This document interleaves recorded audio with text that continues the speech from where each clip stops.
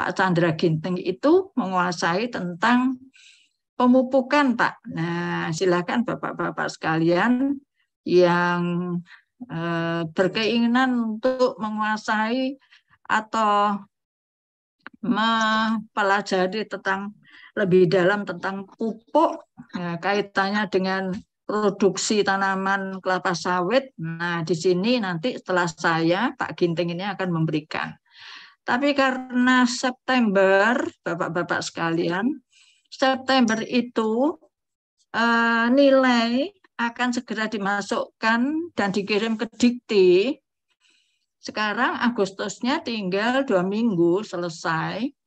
Maka Pak Ginting saya minta untuk mempercepat perkuliahannya, yaitu untuk perkuliahan satu kali tatap muka itu sekaligus 2 kali perkuliahan.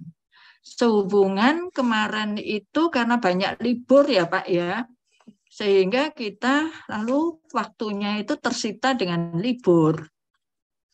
Saya rasa tidak masalah, yang penting materinya nanti diminta dari Pak Ginting, sehingga kalau saya sudah selesai, jadi itu nanti bisa justru materi itu dikirim, tetapi diskusinya kalau Bapak-bapak sekalian ingin menanyakan, itu lebih dalam dan lebih banyak diskusinya. Saya rasa yang penting itu, karena Bapak-bapak sekalian penting untuk aplikasi di penelitian besok. Jadi kira-kira yang akan diteliti itu apa? Masalah terhadap tanahnya, kalau mineral seperti apa, kalau spodosol itu lalu apa yang perlu ditambah nutrisinya, lalu mekanismenya penyerapannya seperti apa, pengaruh lingkungan apakah berpengaruh terhadap penyerapan dan lain sebagainya lah, ke arah fisiologinya, ke arah das growth-nya, tentunya ke arah kemudian ke arah produktivitas daripada tanaman. Gitu kan Pak? Gampang sekali kok. Hubungan tanaman itu sama saja dengan kita manusia, jadi fisiologinya itu hampir sama, cuman organ-organnya beda gitu aja. Sama-sama makhluk hidup. Itu ya Pak. Baik, apakah kita bisa mulai biar nanti Bapak-bapak sekalian ini juga bisa selesai, bisa istirahat, bisa bermalam minggu gitu kan. Gitu ya Pak. Gimana Pak Yogananda? Kita mulai. Pak Yogananda masih ditutup itu, masih mute. Ini baru berapa? Baru jumlahnya harusnya kan ini 24 ya. 24. 24 harusnya jumlahnya BGA ini 24B. Oh, mana ini punyaku? Oh, 24B. Oh iya, 24B. Kelas BGA. Ya. Harusnya 11 ya. 11 ini biasanya Pak Rudi udah muncul kok belum kelihatan ya kan. Pak Marwan ini rajin, Pak Marwan ya. Kemudian yang sudah tampak ini sudah hadir itu adalah Pak Adityo. Pak Adityo ini juga sudah hadir. Pak Adityo iya Pak. Kemudian Pak Yogananda, Pak Ihsan ini sudah hadir. Pak Ihsan sudah hadir juga. Anak Pak Ihsan ya. Pak Ihsan itu nomor berapa ya? Ihsan paling terakhir Bu. Berapa ya? Ihsan. Oh iya Pak Ihsan.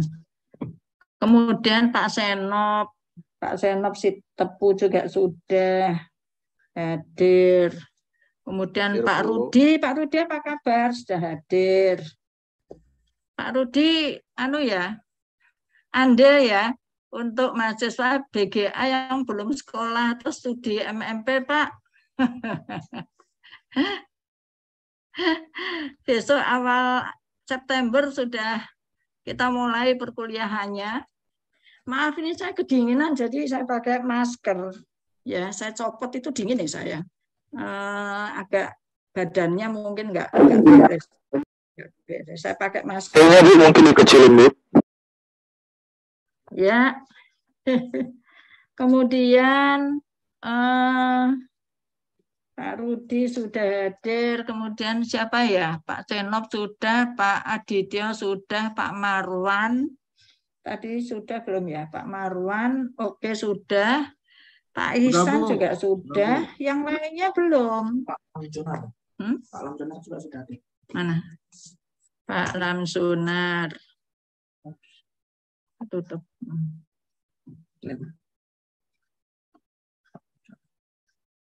Pak Lamjonar, oke, Pak Lamjonar sudah hadir. Ya, masih yang belum ini buka videonya Pak Lamjonar. Ya, ada putranya yang teriak itu. Pak Mas Kuni belum? Mas Kuni lagi coba gabung ya Bu. Pak Mas Kuni lagi coba gabung, ini susah sinyal ini di grup. Oke. Oh. Hadir Bu. Mana Pak? Ya. Siapa yang hadir barusan? Pak Mas Kuni belum ya? Kemudian Pak Herlin, Pak Yadi, Pak Andri. Tinggal itu yang belum. Pak Andri, Pak Yadi, Pak Herlin. Tinggal 4 yang belum. Pak Mas Kuni termasuk. Nanti kalau tidak hadir sayang, karena prosentase kehadiran dinilai. Ya. Lalu ketuanya Pak Yogananda, nanti saya minta tanda tangan kontrak kuliah. Jadi setiap ya Pak Yogananda nanti tanda tangan kontrak kuliah. Formatnya saya kirim itu untuk pertanggungjawaban perkuliahan tiap-tiap dosen. Jadi mohon Pak Yogananda, kalau nanti ada perkuliahan dari dosen siapapun, setelah selesai atau sebelum selesai bisa diminta template-nya sudah ada, ya, untuk nanti diisi template-nya seharusnya yang mengisi adalah dosen sendiri. Kalau masih kosong, yang penting adalah ada tanda tangan dari ketua atas atas kehadiran para anggotanya dari satu kelas, kemudian lalu materi yang diberikan nanti itu kan dosen yang mengisi, kemudian nanti yang dosen juga mengisi misalnya bagaimana prosentase diskusinya dan seterusnya, itu ada semuanya di template, sehingga nanti Pak Ketua ya Pak Yogananda nanti tanda tangan saja di situ bahwa perkuliahan sudah berjalan dengan lancar. Tentunya seperti itu tiap dosen. Jadi kalau mata kuliah Dasgrotek ini, dasar agroteknologi ini sudah selesai atau sebelumnya disuruh minta tanda tangan, nah itu tanda tangani saja, toh nanti materinya itu akan dikirim juga. Selain itu juga penuh satu dosen, kalau mata kuliahnya 3 dosen yang mengampu, maka biasanya tiap dosen tatap mukanya adalah 554. Karena satu semester itu ada 14 kali tatap muka. Sudah termasuk ujian. Jadi masing-masing dosen memberikan, yang pertama seperti saya 5, yang kedua Pak Heri 5 kali, kemudian saya 5 kali, Pak Ginting yang terakhir itu 4 kali. Termasuk ujian, jadi 14 kali tatap muka. Apabila nanti ada libur-libur seperti kemarin banyak liburnya, ada Idul Adha dan lain-lain. Nah, itu nanti bisa di double kuliahnya dalam satu tatap muka. Jadi itu untuk mengisi supaya Bapak-bapak sekalian itu dievaluasi oleh Dikti kaitannya dengan akreditasi kita, karena kita mau akreditasi tahun 2025, tetapi kita juga akan mengajukan untuk program S3. Jadi doakan saja Pak, saya ini sedang mengolah atau menggodok untuk program S3 ini. Baik, ini ada Pak Crosby Panggabean. Pak Crosby sudah ya tadi? Sudah. Ya. Oh, belum. Pak Herlin Crosby ini berarti oke. Tinggal yang belum 3, Pak Mas Kuni. Kamu sudah masuk ya, Pak Mas Kuni. Sudah. Tinggal 2 yang belum, Pak Yadi dengan Pak. Oh, tinggal Pak Yadi aja kok yang belum. 1 orang. Baik, kita mulai ya Pak. Supaya nanti bisa selesai. Nanti kalau ada pertanyaan silakan.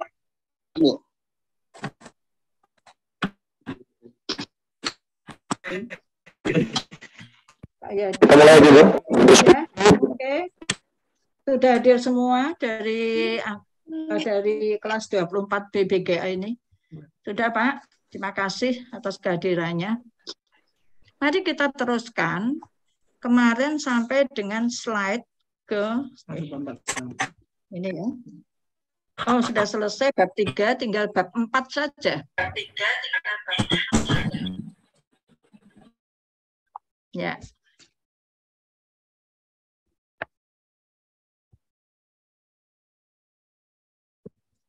Yuk.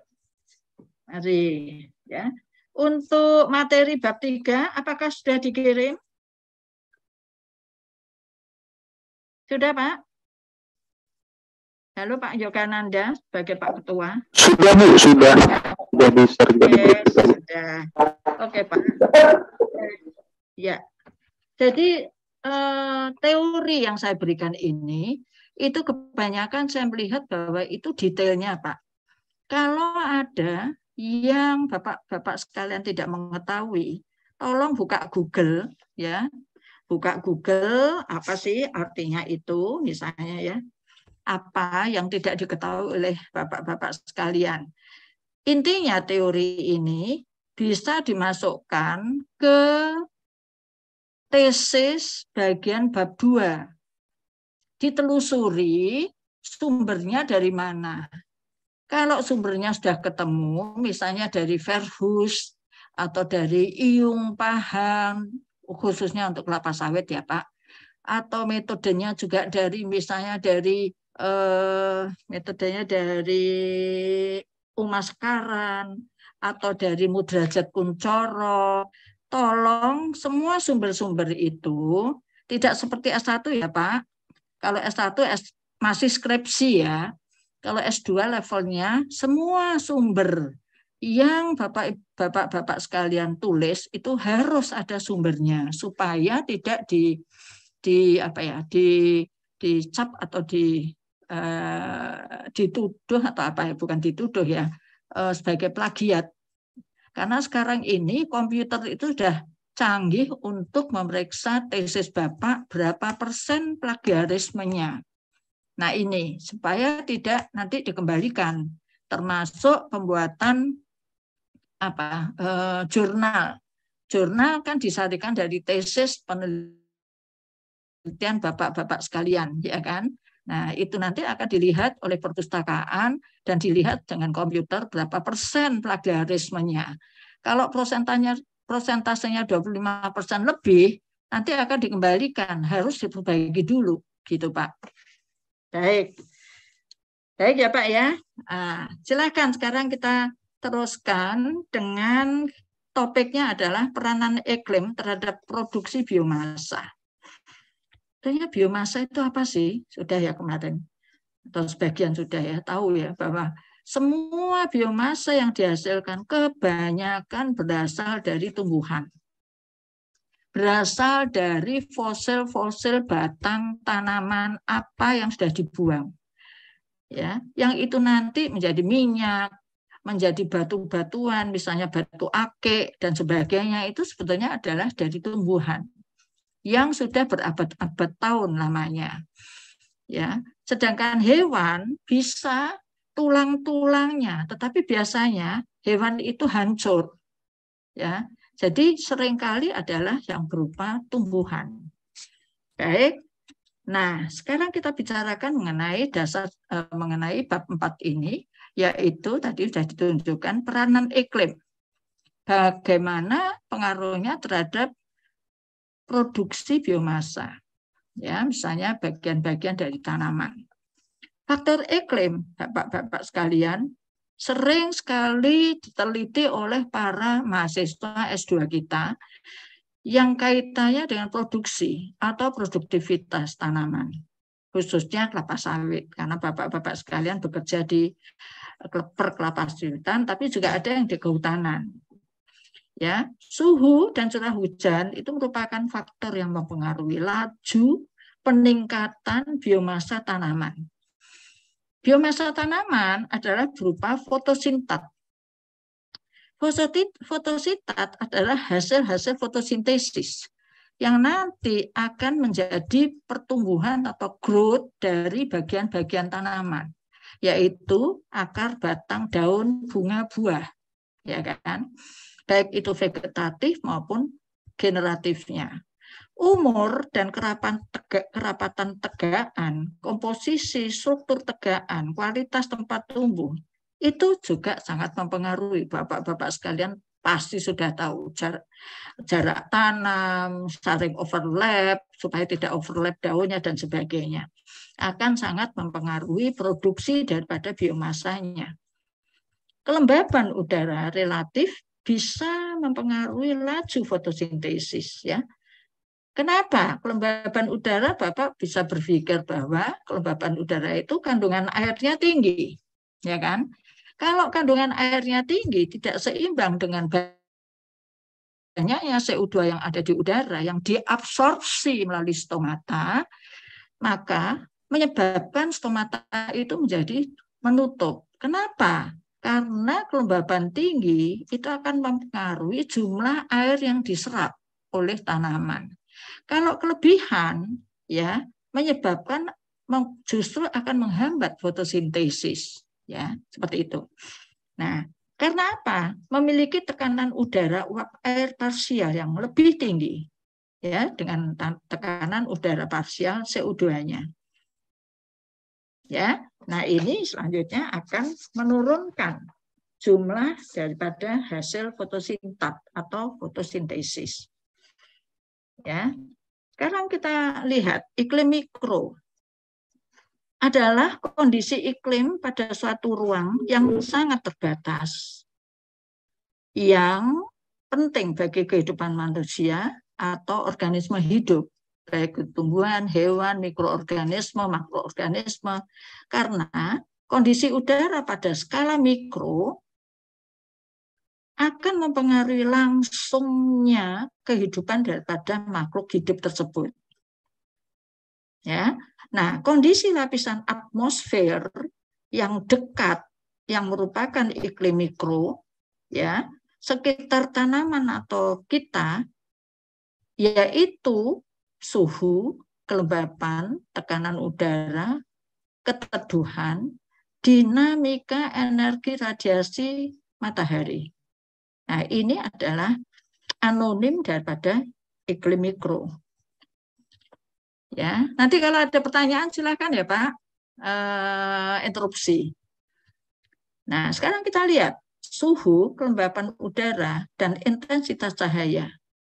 Kalau saya lihat baca dari Glossary of Meteorology suhu, sebetulnya suhu itu adalah sebagai derajat panas atau dingin yang diukur berdasar skala tertentu menggunakan berbagai tipe termometer. Suhu pasti diukur dengan termometer, suhu badan dengan termometer. Ya. Suhu dan kelembapan pada udara yang mempengaruhi tanaman diukur dengan hygrotermometer. Jadi higro itu untuk kelembapan, termometer adalah untuk suhu. Ya, nah itu biasanya bisa jadi satu. Dalam saya penelitian juga dengan alat itu, hygrotermometer.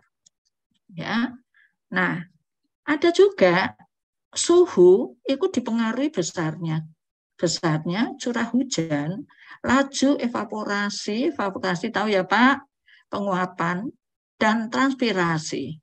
Ya, evapotranspirasi itu kalau respirasi itu adalah yang dilakukan oleh makhluk hidup, Sedangkan evaporasi itu dilakukan oleh benda mati. Gitu ya, Pak. Jadi kalau dari kejauhan, kalau yang umat Muslim pernah naik haji di sana gurun pasir, dari kejauhan itu pasti ada fata morgana. Itu merupakan suatu evaporasi. Ya, jadi penguapan berasal dari benda mati, yaitu pasir. Tapi kalau transpirasi itu adalah penguapan yang berasal dari benda hidup. Ya, misalnya daun, melalui stomatanya, dia melakukan transpirasi.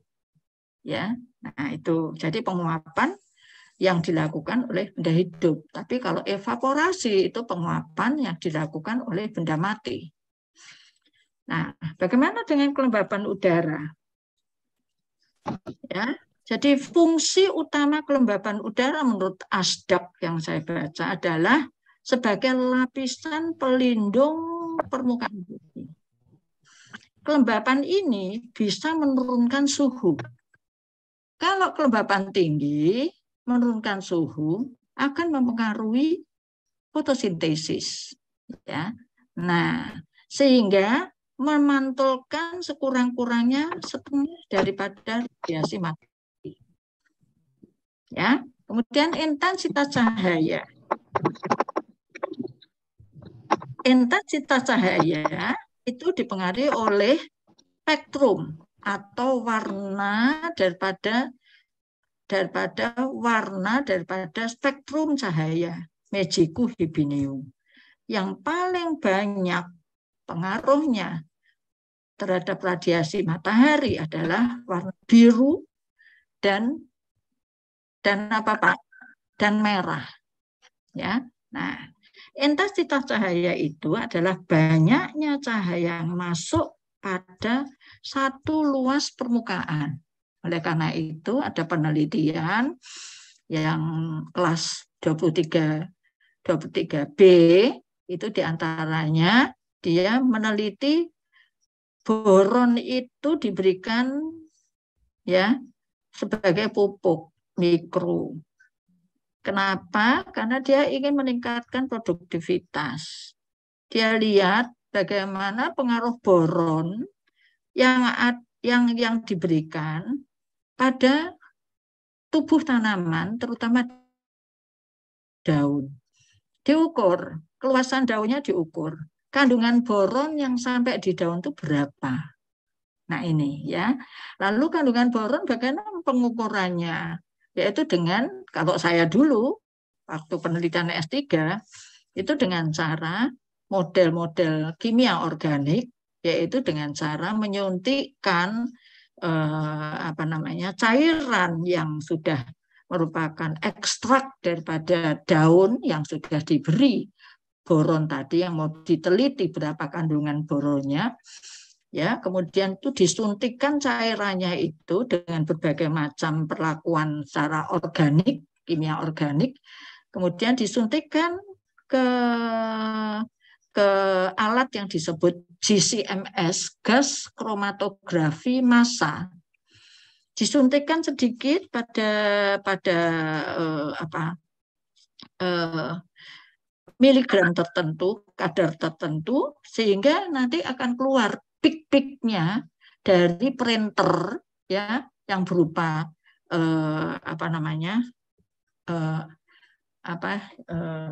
yang berupa kertas yang hasil di print itu ya dari komputer, dari printer itu ya, yang mana di situ akan terlihat pik-pik atau grafik-grafik, pucuk-pucuknya itu menunjukkan berapa miligram, berapa mikrogram hormon-hormon yang andil di dalam saat daun itu dipetik dan tanaman itu mulai berbunga.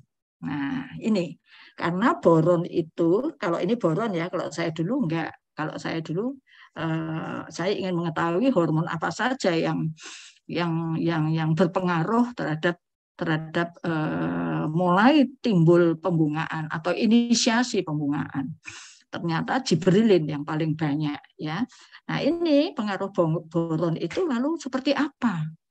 Ya, seperti apa? Dia mempengaruhi pada daun itu sebetulnya yang diberikan lewat pupuk itu nanti berapa sampai di jaringan daun.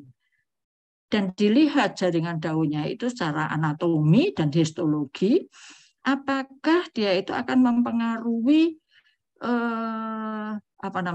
perkembangan daripada sel-selnya, ya, perkembangan daripada jaringan daunnya. Lebih banyak jaringan dan sel-sel daun yang membelah atau tidak dibandingkan dengan kontrol yang tidak diberi boron. Nah, ini Pak. Nah, dan itu akan mempengaruhi fotosintesis. Dengan jaringan yang semakin banyak, yang mengandung sel yang semakin banyak, mengandung kloroplas yang semakin banyak, kaitannya dengan klorofil yang ada di dalam jaringan kloroplas atau dalam jaringan daun, di mana sel daun itu ada kloroplasnya.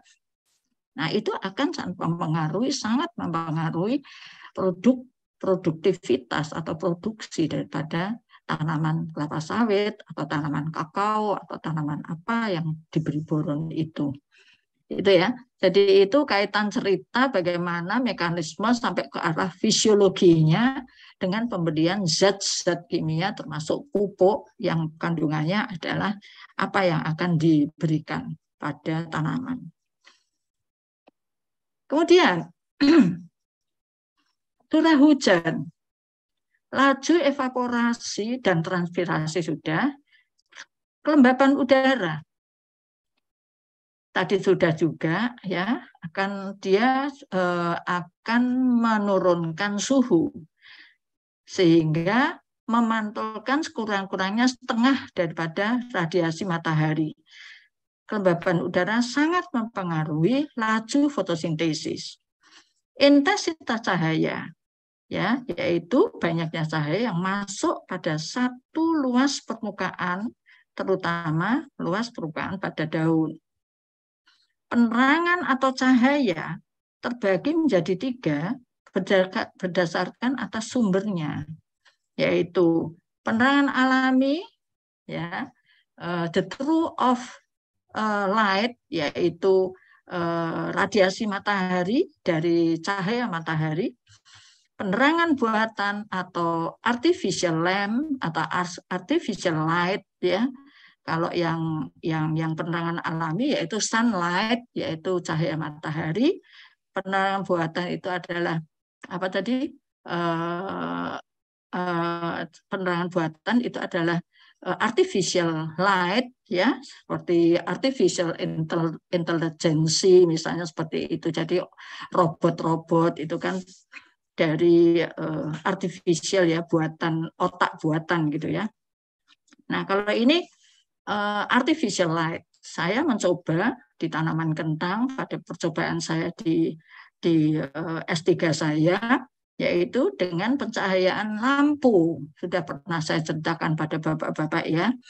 Cahaya lampu bisa dikombinasi lampu daripada neon, ya, kemudian neon 40 watt, ya, kemudian saya gantung dengan jarak dari tanaman 1 meter. Juga campuran neon dengan bohlam, juga saya gantung dengan jarak tanaman 1 meter, juga bohlam saja dari 100 watt dari bohlam yang warnanya merah yang biasa digunakan untuk lampu kamar, ya, 100 watt, seperti itu. Nah, saya beri kombinasi jamnya, yaitu jam setelah gelap, pada maghrib tambah 1 jam, 2 jam, 3 jam, ya, dibandingkan dengan tidak diberi cahaya. Kemudian jamnya yaitu saya kombinasi juga pada jam 6, kemudian jam 9, jam 12, jam 3 pagi, itu ya. Nah, ternyata yang paling banyak bunganya, buahnya kentang, buah yang dari bunga, ya, bukan umbi, itu tentu di bawah tanah kan. Jadi bunga kentang yang kemudian jadi buah kentang yang saya ambil kemudian bijinya, Nah, ini ternyata paling banyak adalah pada penyinaran jam 2 malam. Ya, jam 2 malam saya beri penyinaran sampai jam 5 pagi. 3 jam. Itu paling banyak. Vegetatifnya bagus, tingginya sampai 1,72 meter. Bayangkan, kentang itu biasanya dipanen pada sekitar 70 cm saja, sudah kering daunnya.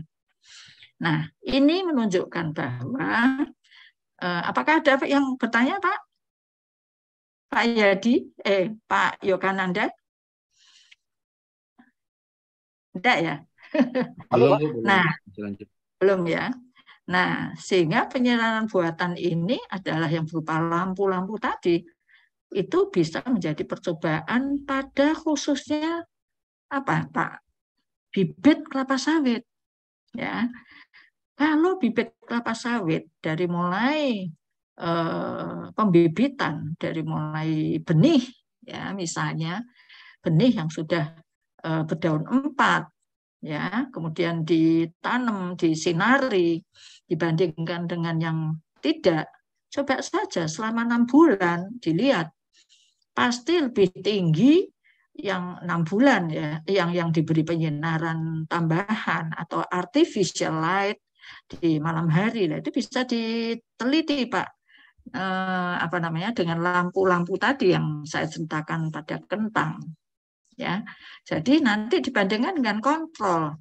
Ya, ternyata cuma 5 bulan aja udah tingginya sama dengan yang 5 bulan itu sama dengan yang 8 bulan misalnya. Ya, itu kan suatu apa ya, penghematan biaya kan, biaya pupuk, biaya pemeliharaan, ya atau penyiraman dan lain-lain ya, pemeliharaan termasuk penyiraman.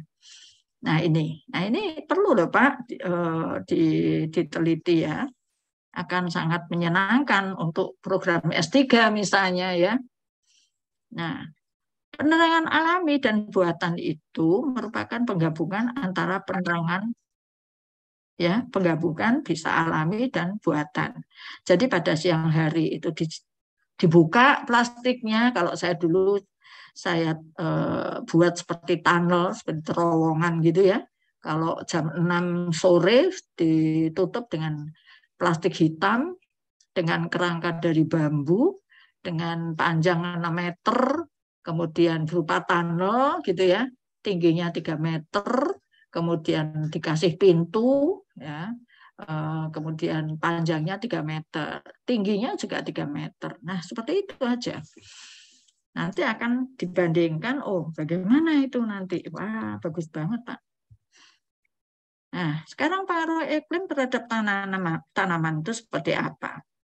Diawali oleh pengaruh langsung cuaca, terutama radiasi dan suhu terhadap fotosintesis, respirasi, transpirasi, dan proses metabolisme. Bapak, Ibu, Bapak sekalian sudah sangat tahu, sangat mengetahui bahwa proses metabolisme itu untuk organisme hidup semua dilakukan oleh organisme hidup karena kehidupan lestari itu berkelanjutan, sustainable, terus-menerus. Kalau ya lestari itu kalau proses metabolisme berlangsung dengan baik. Ya, yaitu kalau pada tanaman ya terjadinya fotosintesis yang berkesinambungan, yang seimbang dengan respirasi. Sama, kita juga. Kita makan seimbang enggak dengan proses respirasi yang terjadi pada organ paru-paru kita. Kalau organ paru-paru kita tidak normal, ya jangan sampai ya amit-amit ya. Nah itu menjadi kendala kan. Itu alat untuk respirasi.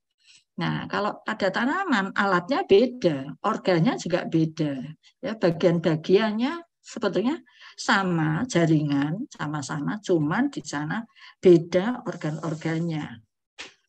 Itu sangat mempengaruhi metabolisme untuk kehidupan bagi organisme hidup. Kecepatan proses fotosintesis itu tergantung pada aktivitas katalisator Ini digarisbawahi ya Bapak-bapak sekalian. Kalau materi ini di print, karena kalau di dalam laptop atau di dalam HP Bapak-bapak sekalian di WA tetap di situ, tidak di print ya. Nanti nggak terbaca, sudah ke atas ya, dadak di scroll ke bawah gitu kan.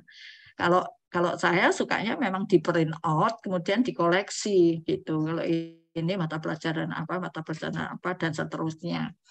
Supaya bisa dibaca dan bisa dimasukkan dalam tesis menjadi acuan gitu.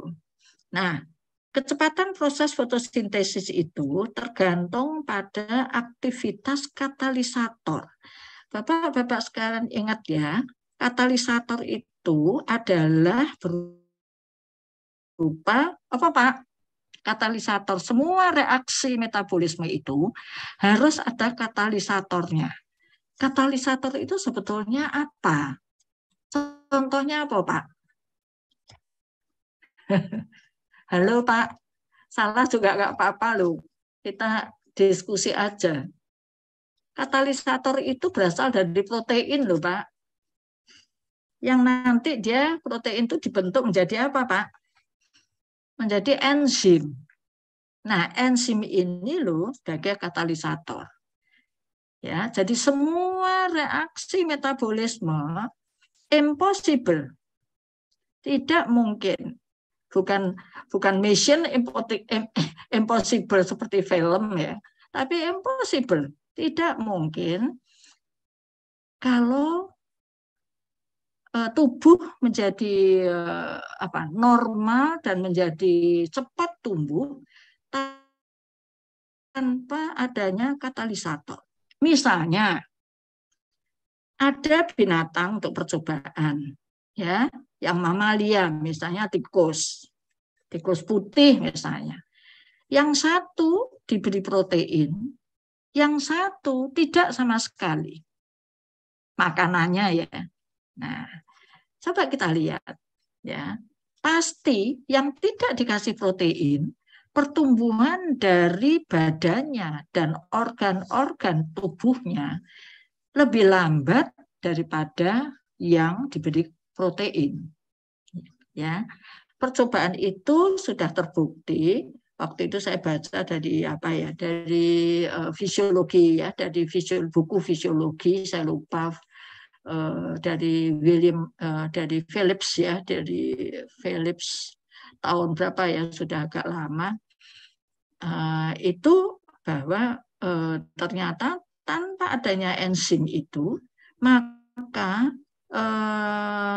hewan tersebut, tikus itu, kalau disuruh melompat, yang satu bisa melompat di suatu ketinggian tertentu, tetapi yang satu nggak bisa. Jadi tenaga dia itu sangat kurang dibanding dengan tenaga dan fisik daripada hewan atau tikus itu yang diberi protein, makanan protein. Sama dengan kita juga kan. Jadi kalau kita itu makan protein, di dalam sel kita sudah ada DNA, RNA, yang dia itu membentuk histon di RNA-nya, yaitu protein yang dibentuk, yang kemudian dia jadi kromosom ya kan Pak, ada gula ya, ribose ya di situ. Nah itu untuk tenaga. Ribose itu salah satu gula daripada DNA yang digunakan untuk tenaga ya. Nah dari histon itu atau rangkaian histon yang ada di asam amino, yang berupa asam amino, itu nanti akan membentuk protein. Nah, protein ini yang akan membentuk enzim. Enzim ini yang digunakan sebagai biokatalisator. Bionya kehidupan, katalisatornya itu sebagai sebagai senyawa yang mempercepat jalannya suatu reaksi metabolisme. Jadi katalisator itu adalah contohnya enzim sebagai senyawa yang mempercepat jalannya reaksi-reaksi metabolisme, termasuk fotosintesis, termasuk reaksi-reaksi metabolisme yang lain. Gitu ya Pak, ini teorinya kayak begitu, tapi benar. Setelah saya praktekkan, benar. Nah ini sangat tergantung juga atas suhu. Semakin tinggi suhunya, maka dia bisa dihambat. Tetapi pada suhu tertentu, dia akan dipercepat prosesnya. Proses apa? Reaksinya. Sehingga akan meningkatkan produktivitas atau produksi. Ya. Nah, di sini betapa pentingnya protein ya, Bapak-bapak sekalian, kalau punya putra-putra yang masih balita sampai dewasa 18 tahun, itu sebaiknya makan itu diperhatikan khususnya proteinnya. Karena itu sangat mempengaruhi perkembangan daripada sel-sel, terutama kalau kita kan untuk berpikir adalah otak, ya kan? Kecerdasan otak, kesegaran pada tubuh, ke daya tahan tubuh, ya, perbanyakan sel-sel, jaringan terutama kalau kita kan otak ya, supaya kita cerdas, anak-anak kita cerdas, itu ya protein. Itu. Kenapa? Karena protein membentuk enzim, sekali lagi Bapak-bapak sekalian ya. Nah, sehingga pupuk N kaitannya dengan NPK. Jangan lupa Pak, N itu membentuk amonia. Amonia membentuk nitrat. Ya. Nitrat itu nanti bisa menjadi nitrit. Kalau nitrit racun terhadap tanaman. NH2. Yang bisa diserap adalah amonia NH3, tapi NH2 oleh bakteri nitrifikasi bisa diserap untuk membantu ya pembentukan protein. Nah, ini protein ini digunakan untuk membentuk enzim. Jadi N itu adalah unsur pembentuk protein. Sebelum protein terbentuk membentuk asam amino yang kemudian bergabung jadi protein. Ya, Bapak-bapak sekalian, saya punya anak kembar yang paling kecil. Waktu itu kalau anak kembar dalam perut ibu itu kompetisi. Dia mengambil makanannya itu ternyata menang salah satu. Jadi yang satu itu gemuk, lebih gemuk daripada yang satunya. Akibatnya apa? Suami saya bilang, "Mah, ini nanti mesti kepandaiannya kalah salah satu." Gitu. Oleh karena itu, susunya dikasih vitamin untuk mempercerdas atau memperbanyak sel-sel otak dari anak yang tertinggal kompetisi dalam perebutan makanan di perut ibu itu. Gitu ya. Memang betul. Yang ternyata yang satunya itu bisa meraih sampai ITB di S2 ITB di Bandung untuk arsitektur. Yang satunya dia matematika kalah sekali, jadi dia memang sampai di MM aja, tapi ya alhamdulillah bisa sampai ke MM, artinya S2 dari sospol S1-nya Visipol komunikasi. Artinya itu ada perbedaan, ya. Yang satunya lebih gemuk, yang satunya nggak boleh diangkat karena memang waktu lahir dia sungsang, apalagi. Jadi oksigennya juga waktu itu beda 20 menit sampai saya harus disesar, tapi belum jadi sesar. Ternyata dia bisa lahir ditarik kakinya, sungsang, tapi 20 menit ini sudah kekurangan oksigen agak lama. Menyebabkan sel-sel otak itu butuh oksigen, butuh kehidupan kan.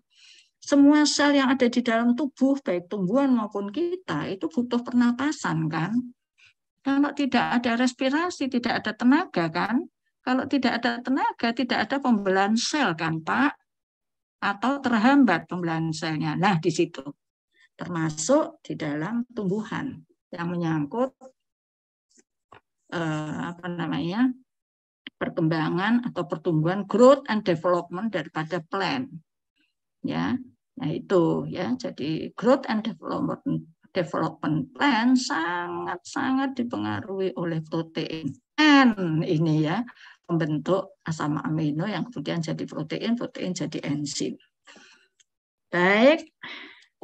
Jadi akan meningkatkan produksi ya Pak. Enzim ini garis bawahi. Pada proses fotosintesis, suhu reaksi dan jumlah energi yang terserap sangat ditentukan oleh intensitas radiasi par. Ya. Nah. Bentar.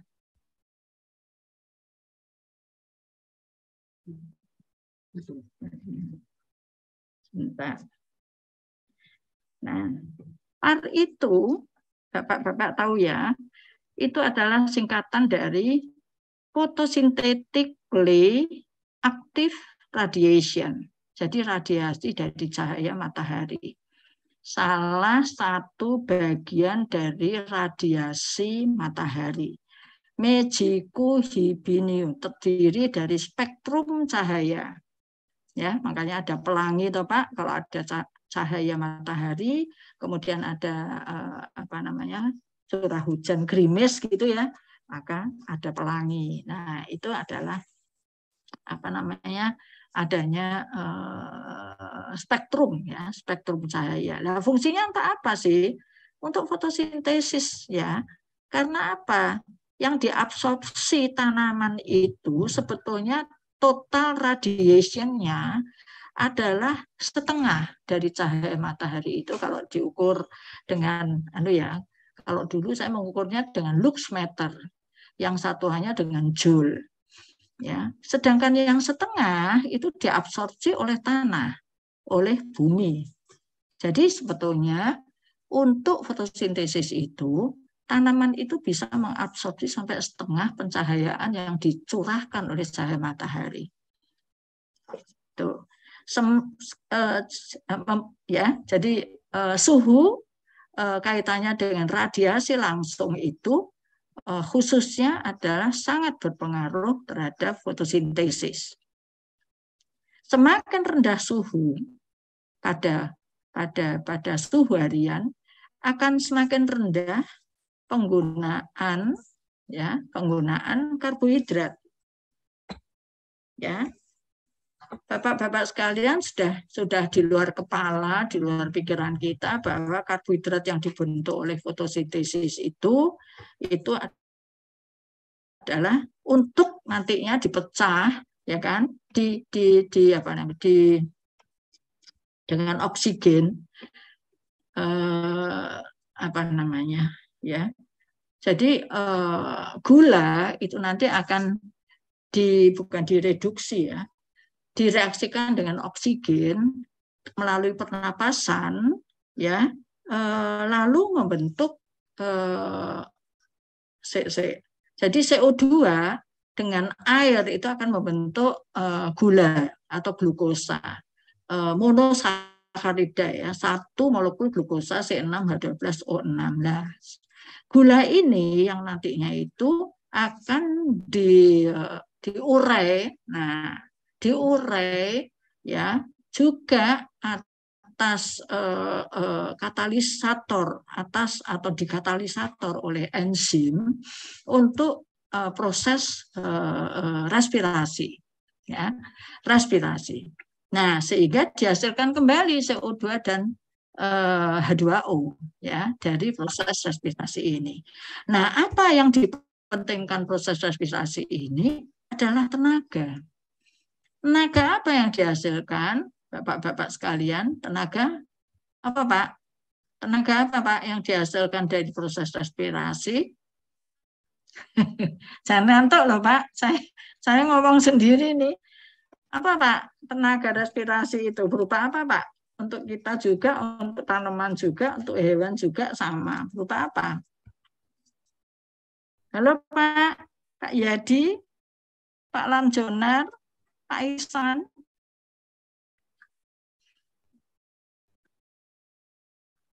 Pak Rudi. Halo Pak Rudi. Aduh, semua ini pada pergi kemana?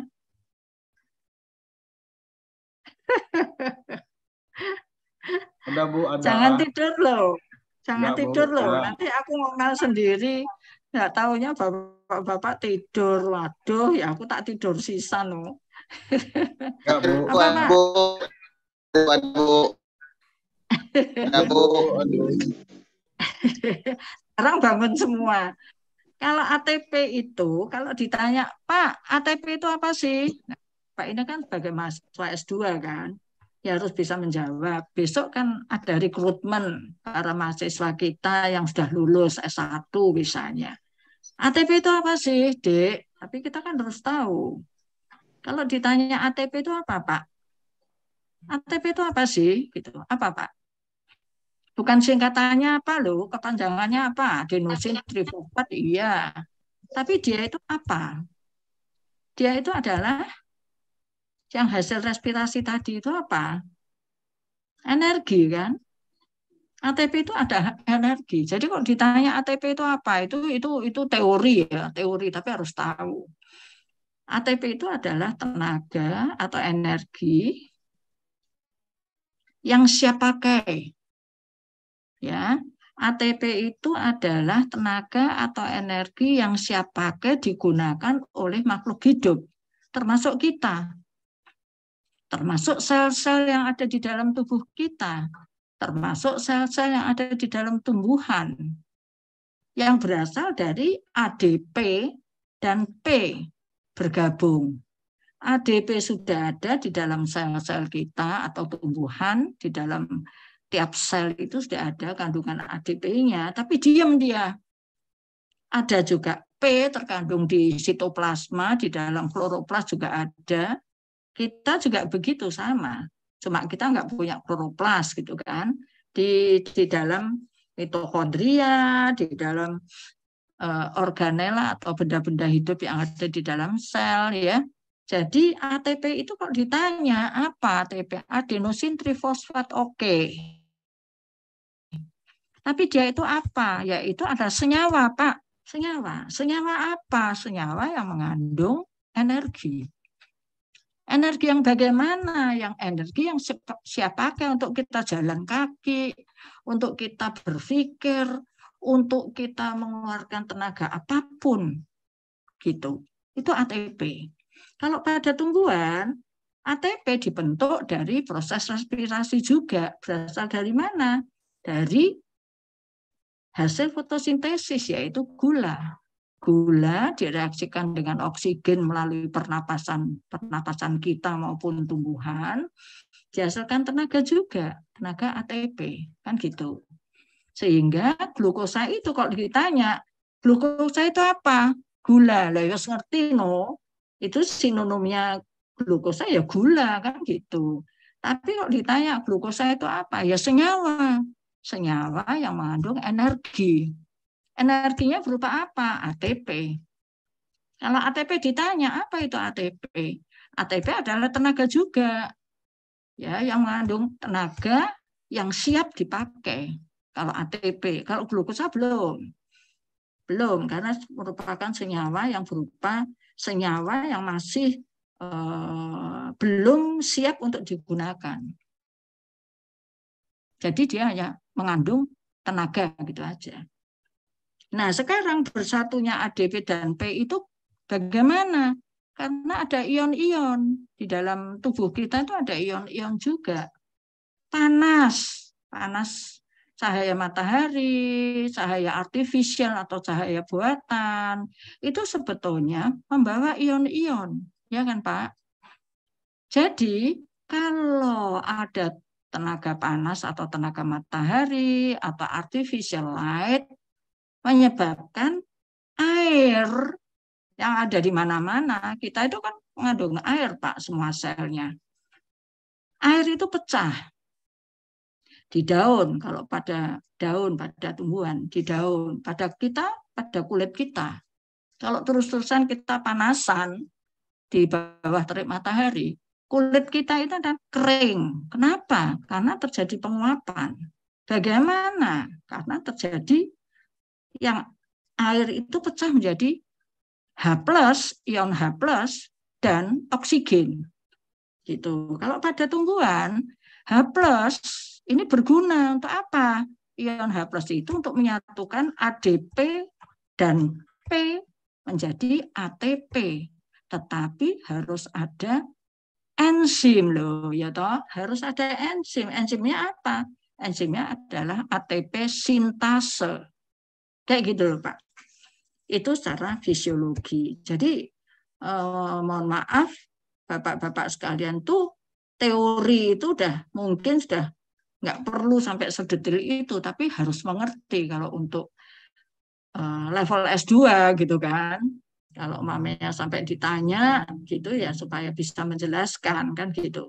Beda dengan level S1. Kalau S1 mbuh ya pokoknya iso ngono ki piye lupa saya gitu kan. Tapi kalau ini kan dengan cara berpikir secara rasional itu harus bisa dijelaskan. Jadi kalau daun yang penuh dengan air sel-selnya kena cahaya matahari, airnya itu akan pecah menjadi H+ ion ya Pak, H+ itu dan oksigen.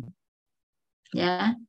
Nah, H+-nya ini loh yang penting, menyatukan ADP yang sudah ada di sel itu, di sel-sel semua daun itu mengandung ADP yang diam. Kalau tidak ada cahaya, dia diam.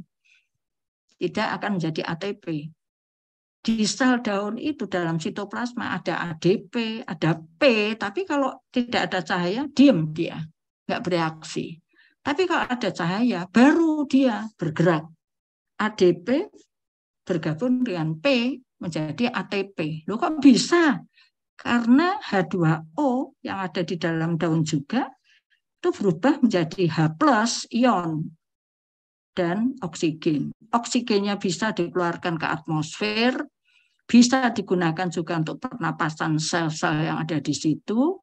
Tetapi yang penting adalah ion H+-nya ini menyatukan ADP menjadi aktif, bergabung dengan P yang kemudian aktif menjadi ATP dengan bantuan enzim ATP sintase. Gitu ya, Pak. Ini secara fisiologis. Ada pertanyaan, Pak? Ada pertanyaan, logika aja. Bagaimana sampai diaplikasikan, monggo gitu loh. Kok bisa ini ya, kok bisa ini ya, kok bisa ini. Jadi why, how, what, gitu kan. Jadi semakin tinggi intensitas radiasi par yang berlangsung semakin lama, disertai suhu udara yang rendah,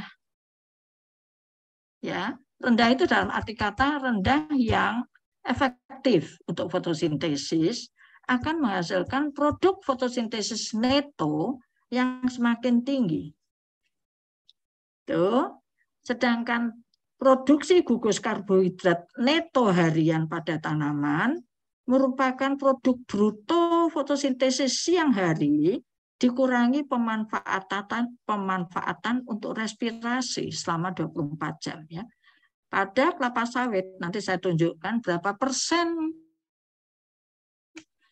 yang digunakan untuk respirasi, berapa persen yang menghasilkan bagian-bagian tanaman ya pada saat pencahayaan terjadi. Nah, oleh karena itu Pak, melalui unsur-unsurnya iklim ini yang nanti ada mungkin X-nya itu salah satunya adalah iklim yang mempengaruhi ya. Misalnya curah hujan. Ya, banyaknya curah hujan mempengaruhi suhu X1 curah hujan, X2 suhu, X3 apa? Pakai regresi. Nah, persamaannya Y-nya apa? Produksi misalnya atau produktivitas. Ya. Kemudian sama dengan X1 plus X2 plus X3 plus X4. Nah, itu semua kan variabel-variabel yang nanti akan diukur, ya kan Pak, yang menghasilkan produksi. Nah, pengaruh dari variabel X ini menghasilkan bagaimana produktivitasnya. Apakah meningkat?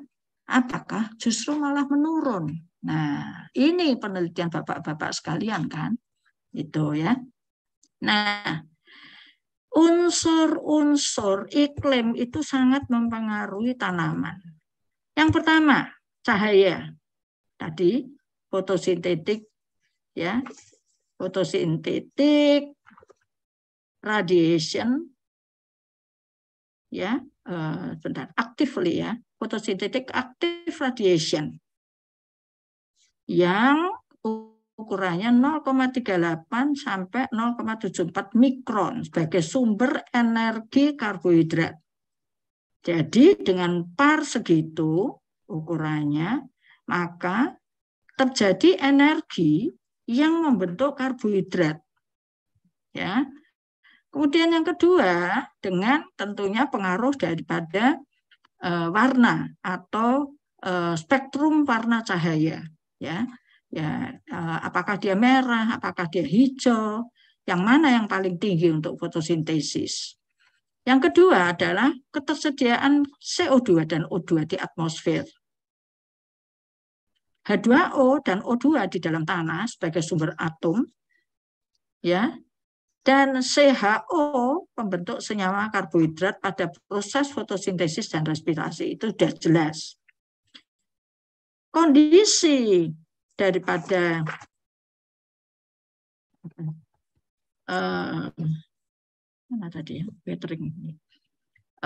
kondisi fisika tanah dan ketersediaan zat hara, ya, proses weathering atau pelapukan dan erosi oleh iklim dalam jangka panjang turut menentukan kesuburan tanah, sedangkan curah hujan juga turut mengatur kadar air tanah. Tentu ini akan mempengaruhi daripada produksi. Ya, kecepatan dan produksi fotosintesis dan respirasi tadi sudah disinggung-singgung, ditentukan oleh suhu dan organ tanaman. Nah, ini tadi mau diapakan daun-daun itu, mau diapakan perakarannya, yang nanti Bapak-bapak sekalian tentu akan melihat produktivitas atau produksinya.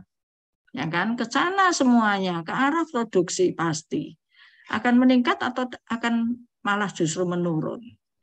Nah, intensitas radiasi surya, suhu tanah, suhu udara sangat berpengaruh besar. Ya, kemudian radiasi surya, suhu mempengaruhi kecepatan pertumbuhan dari perkembangan. Jadi kalau besok pada saat Bapak-bapak ujian bisa menceritakan sebetulnya kenapa produktivitasnya menjadi menurun, kenapa produktivitasnya meningkat. Nah, semua secara fisiologis Bapak-bapak sekalian bisa menceritakan hal ini. Karena X itu sangat mempengaruhi Y. Ya, kalau matrisnya sudah sampai ke sana, sangat mempengaruhi Y. Y itu adalah hasil atau variabel respons atau variabel independen yang tidak dependent yang tergantung dari X. X itu adalah variabel independen. Nah, perkembangan populasi hama dan penyakit juga menentukan terhadap intensitas cahaya dan waktunya.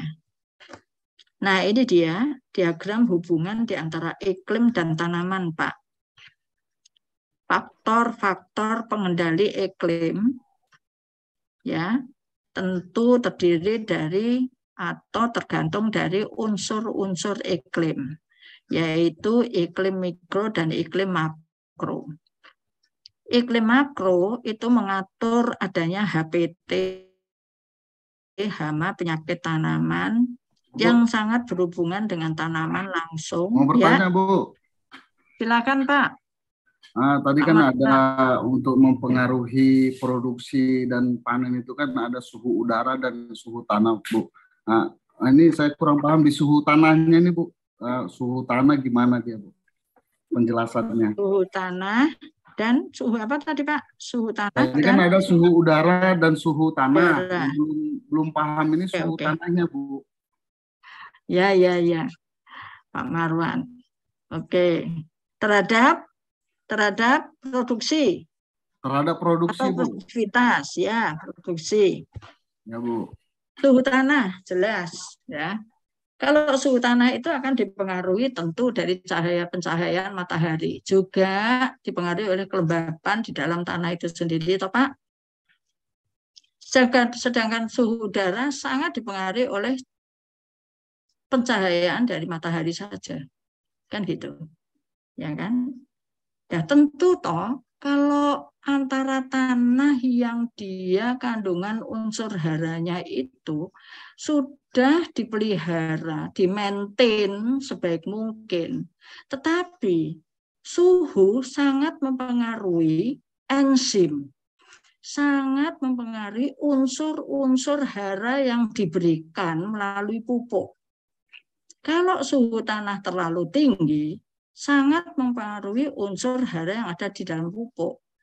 Kalau suhu tanah terlalu rendah, karena adanya air, curah hujan yang terlalu tinggi, sehingga suhunya terpengaruh menjadi rendah, juga sangat mempengaruhi absorpsi akar dari tanaman menuju ke atas. Kan gitu toh Pak?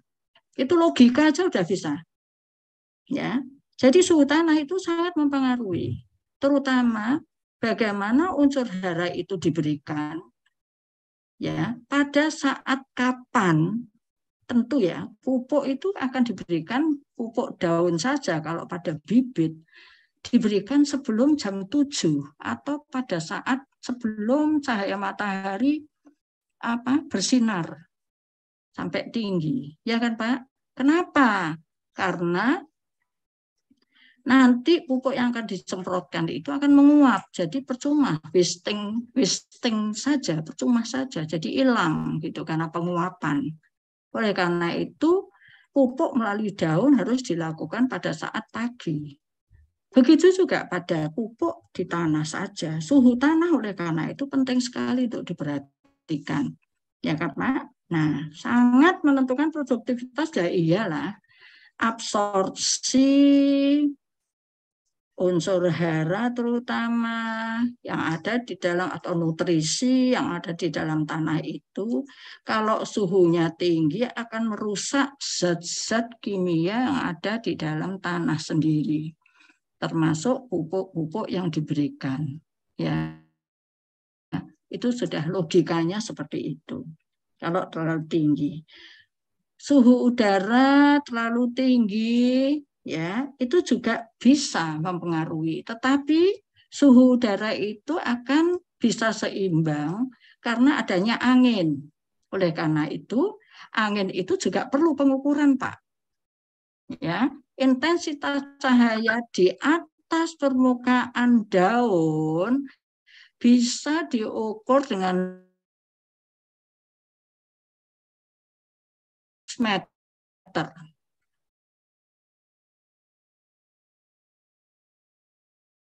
Ya.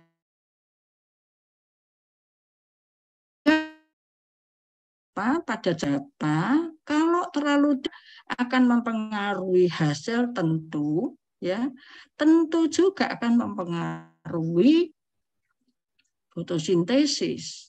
Kenapa?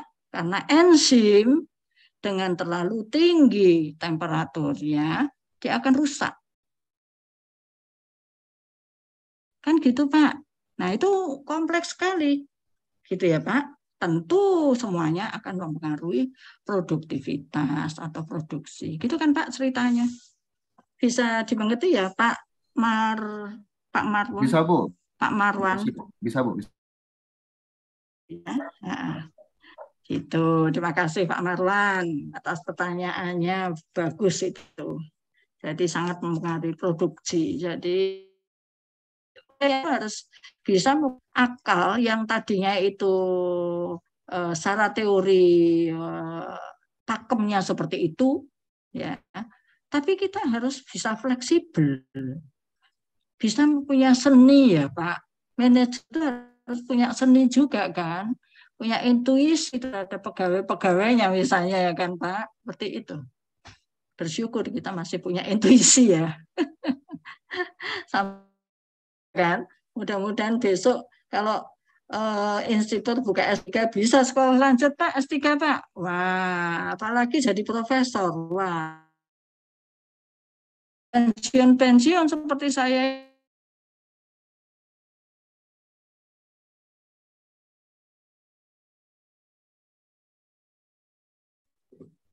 gitu Pak Marwan. Oke ya. Yang lainnya masih ada pertanyaan?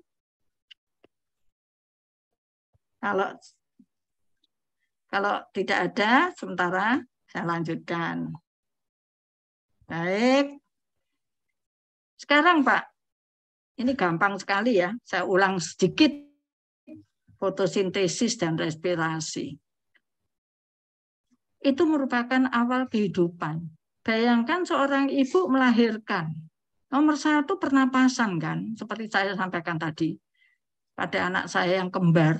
Bayangkan dari anak yang nomor satu lahir lebih duluan, kemudian anak nomor dua kembarannya 20 menit dia baru lahir. Oksigen yang diasup, yang diabsorpsi jelas berkurang. 20 menit itu banyak. Terhadap apa sih oksigen itu? Pengaruhnya terhadap sel-sel. Pada tumbuhan sama aja. Juga dia butuh oksigen untuk pernapasan, ya, karena berpengaruh terhadap kehidupan sel dan jaringan. Logikanya ke sana, ya. Oleh karena itu proses hidup itu sangat bergantung kepada oksigen, karena kita makhluk yang bersifat aerob, pernapasannya dengan oksigen. Coba aja kita 3 atau 5 menit atau 10 menit berlomba, yuk hidung kita disumbat gitu ya. Berapa menit kita bisa bertahan?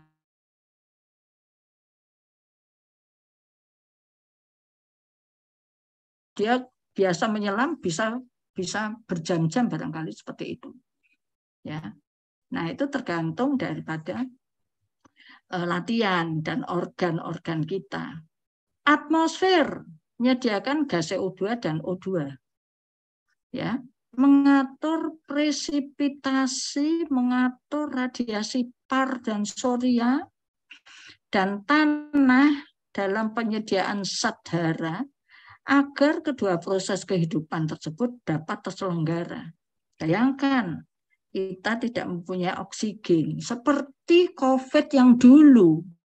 Banyak sekali tabung-tabung di rumah sakit sampai kehabisan tabung oksigen ya Pak, untuk menyimpan oksigen. Bayangkan kita hidup kalau sehat, oksigen di atmosfer gratis, boleh mengirim.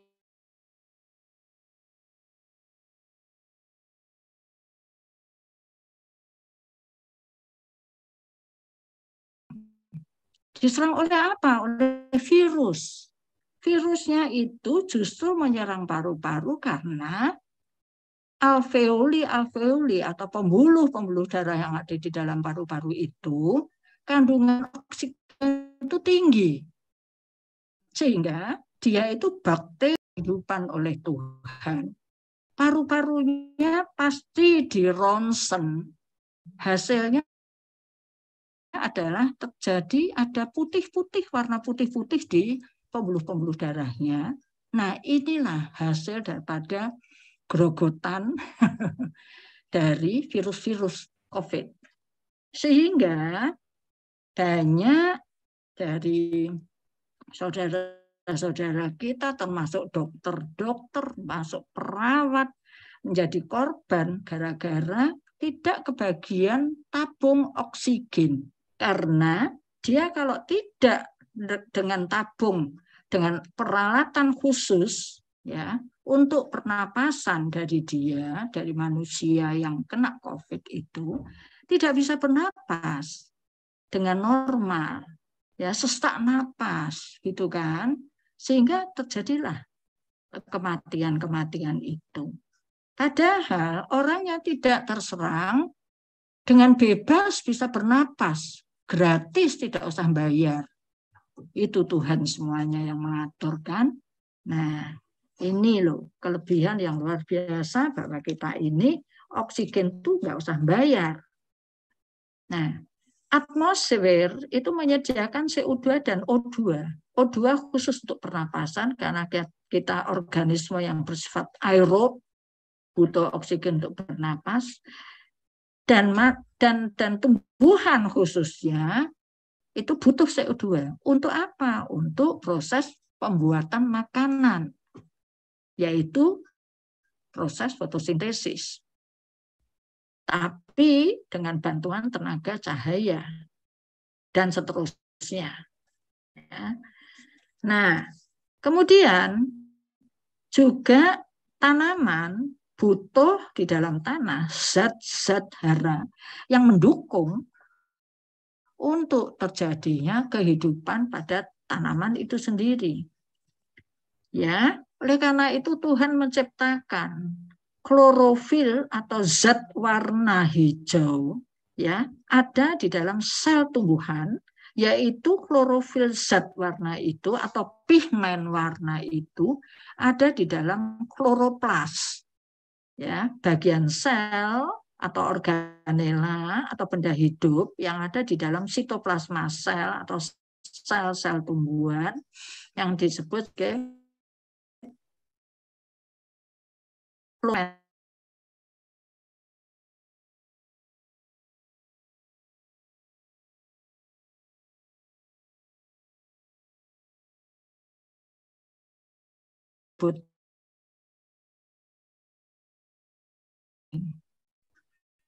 yaitu santofil ya. Nah, itu Pak, jangan sampai lupa nggih, itu detail-detail kayak gitu sebetulnya Allah itu kan detailnya teorinya ya, tetapi perlu untuk bisa menjelaskan secara harus sustainable selama hidup. Hanya dapat dilambatkan pada saat tumbuhan itu sedang dorman. Ya, misalnya biji ya. Itu untuk membuat suatu atau untuk dikecambahkan, dia kalau belum dirangsang oleh suatu hormon tertentu atau tidak dirangsang oleh oksigen yang ada di luar atau dirangsang dengan adanya cahaya tertentu atau dirangsang dengan adanya air untuk pertumbuhan daripada pematahan daripada dormansi itu bergantung pada pengaruh radiasi surya bukan tidak surya saja loh Bapak-bapak, sekarang ada artificial loh ya. Jadi artificial light and sunlight itu alami, sekarang udah nggak model alami aja, kenapa enggak ditambah dengan artificial light supaya cepat pertumbuhannya ya, suhu dan lain-lain. Ini seperti mulai dari SD kelas 3 sudah dipelajari ya kan Pak, water itu dari tanah ya kan, mengalir melalui silim, jaringan silim ya kan Pak, kemudian ke daun ada CO2 dan oksigen, tapi diambillah CO2 terjadi fotosintesis karena adanya sunlight. Tidak ada sunlight sebetulnya juga artificial light bisa juga, kemudian menghasilkan sugar ya, ceritanya kayak gitu secara. Nah, CH2O itu adalah senyawa karbohidrat ya, jadi rumus ini adalah rumus kimia dikurung di luarnya. Kalau ini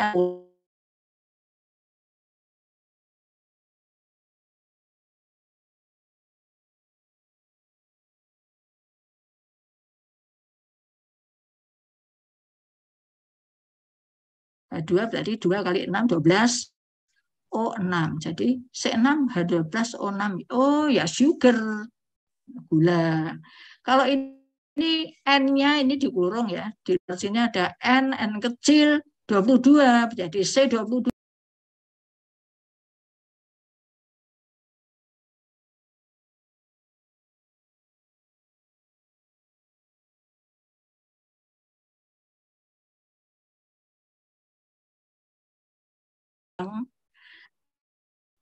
apa itu? Selulosa. Ya, berupa fibril. Ya, Pak. Yang nantinya itu kalau jangkos, nah jajang kosong yang sudah diperas dari pabrik kelapa PKS, ya, yang menjadi CPO-nya udah diambil, jangkosnya bisa dipakai untuk apa? Pupuk misalnya, tapi itu penuh dengan serat-serat. Nah, serat-serat itu selulosa yang kemudian oleh bakteri mikroorganisme itu lalu kalau sudah membusuk, lunak, dia makan selulosa. Kenapa? Pinter kan? Karena dia manis. Karena mengandung gula. Kalau sudah dicerna, baru kemudian bisa menjadi pupuk, ya, sebagai pupuk organik, misalnya seperti itu, ya.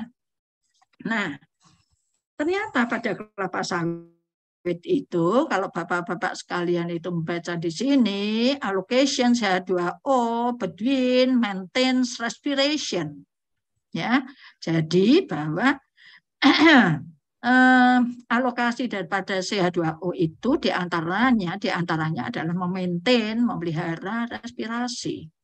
Coba kita lihat respirasinya pada asimilasi CO2 fotosintesis itu ternyata itu dari gross fotosintesis atau CO2 assimilation 50% itu untuk memelihara respirasi dalam tubuh tanaman. 50%, separuh sendiri dari hasil fotosintesis. 25% itu untuk growth respiration, untuk pemeliharaan daripada respirasi. Ya. Kemudian sisanya 25% for leaves, untuk pertumbuhan daripada daun. 10%. Untuk roots, untuk akar, 3%. Untuk pertumbuhan perang, batang, 2%. And then for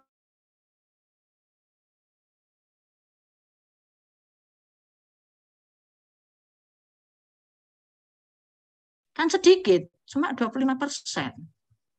Nih loh Pak, kalau besok sekolah S3, coba diadakan penelitian. Berapa persen sih pada saat pertumbuhan daripada buah kelapa sawit umurnya sekian, panen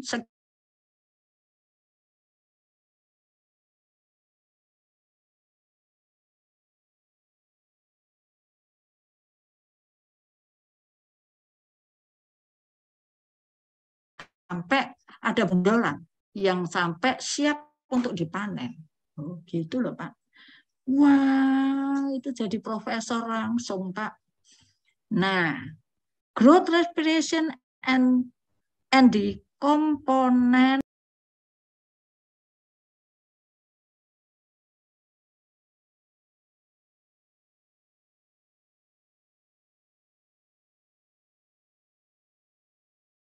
and bunches. Nah, Bapak-bapak sekalian bisa melihat ya, under favorable condition di Papua Nugini. Ya, nih. Oke. Bisa mengerti ya, Bapak-bapak sekalian? Faktor yang menentukan laju fotosintesis sekarang. Apa saja sih yang intensitas cahaya, tadi sudah dijelaskan. Konsentrasi karbon dioksida, suhu, ya. Di antara intensitas cahaya yaitu laju fotosintesis maksimum ketika banyak cahayanya. Ya, laju fotosintesis. Konsentrasi CO2, semakin banyak CO2 di udara, makin banyak jumlah bahan yang dapat digunakan tumbuhan untuk melangsungkan fotosintesis. Tetapi nanti dulu, ya kan, dipengaruhi juga yang lainnya. Suhu, enzim yang bekerja dalam proses fotosintesis itu hanya dapat bekerja pada suhu optimalnya. Suhu untuk fotosintesis dan respirasi adalah suhu. Enzim yang digunakan untuk respirasi dan fotosintesis disebut enzim Rubisco. Apa itu? Rubisco itu adalah singkatan. Bapak-bapak sekalian bisa browsing ya, mencari di internet ya, yaitu apa namanya tadi, suhu optimalnya itu enzim-enzim dapat dilihat ya. Kalau terlalu tinggi suhunya rusak. Sama saja kalau bapak-bapak sekalian menggoreng atau merebus telur. Telur itu protein kan, putih telurnya. Kalau dia suhunya terlalu tinggi, maka terjadi koagulasi atau apa itu? Penggumpalan ya. Terjadi penggumpalan. Darah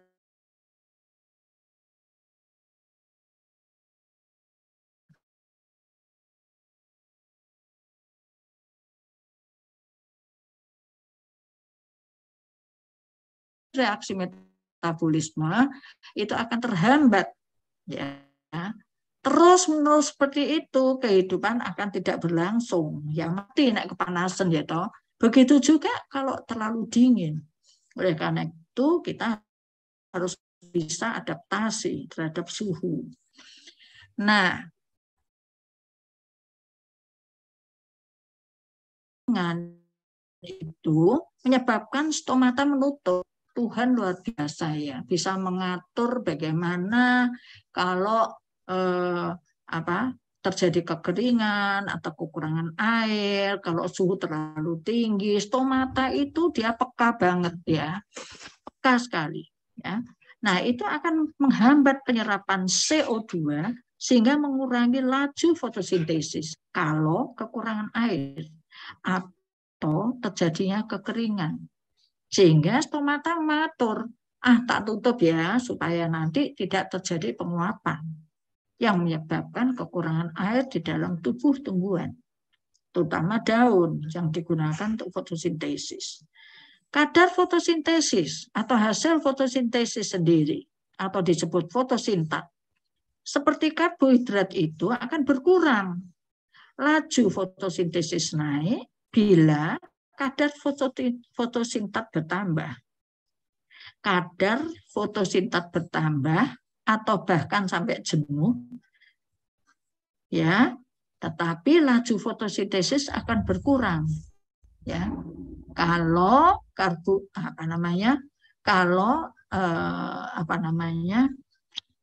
semua kadar daripada fotosintat, kadar fotosintat itu seperti karbohidrat itu kan berkurang, ya, akan berkurang, tapi laju fotosintesis,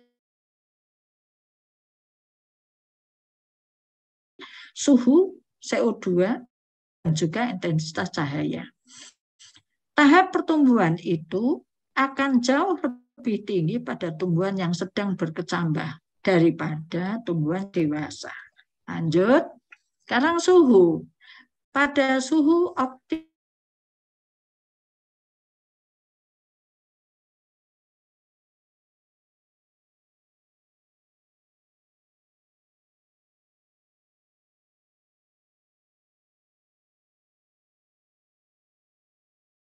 itu ya fleksibel, bisa bapak-bapak sekalian mengukurnya. Bisa 27, bisa 26, bisa. Jadi tidak absolut ya, 28, sekitar itu bisa. Ya. Suhu dan fotosintesis mempengaruhi proses penguapan yang terjadi di kloroplas, jelas ya.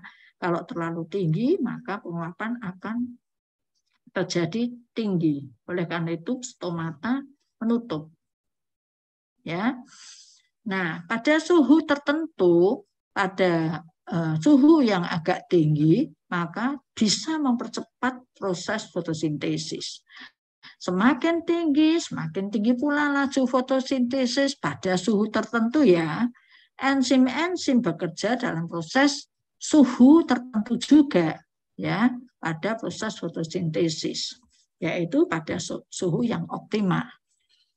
kenaikan suhu itu akan meningkatkan aktivitas fotosintesis itu, ya itu tadi sudah dijelaskan. Nah, seperti ini.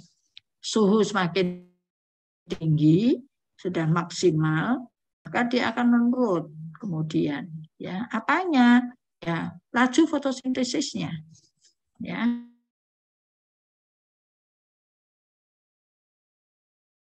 Perputaran gas fotosintesis lebih kecil daripada respirasi. Semakin rendah intensitas cahaya, semakin rendah pula ATP atau tenaga yang siap pakai, tenaga yang siap pakai yang terbentuk. Sehingga akan memperlambat laju reaksi fotosintesis. Ya.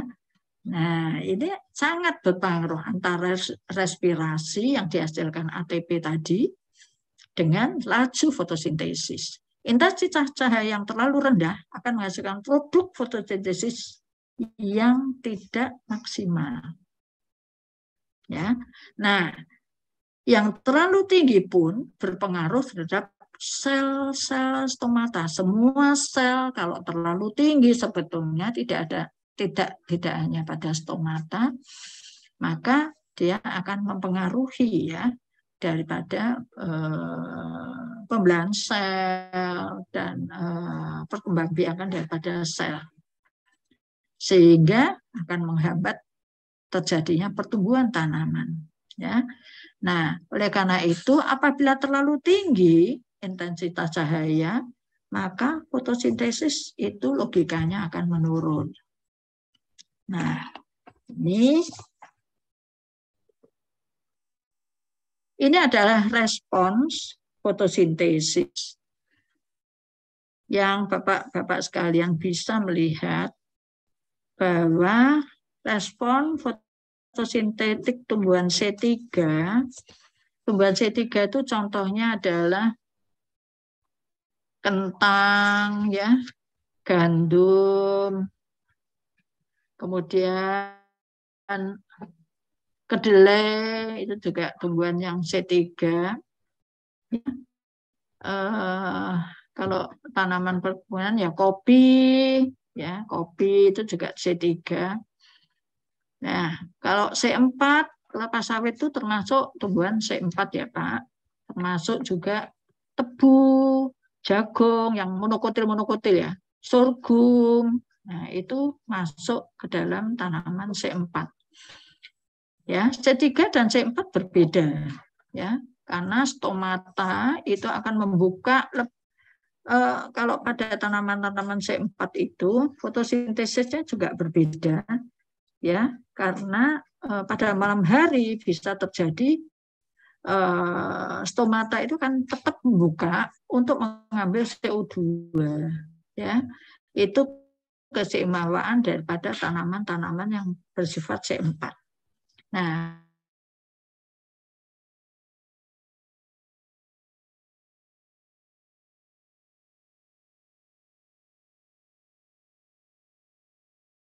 itu kok nggak begitu kelihatan ya. Ini neto dari fotosintesis, hasil dari fotosintesis ya ini.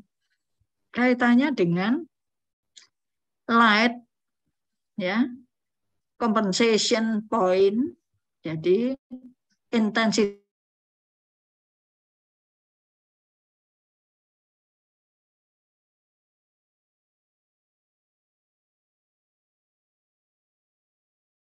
hari dan hasilnya Bapak-bapak sekalian bisa melihat nih, tinggi. Kalau pada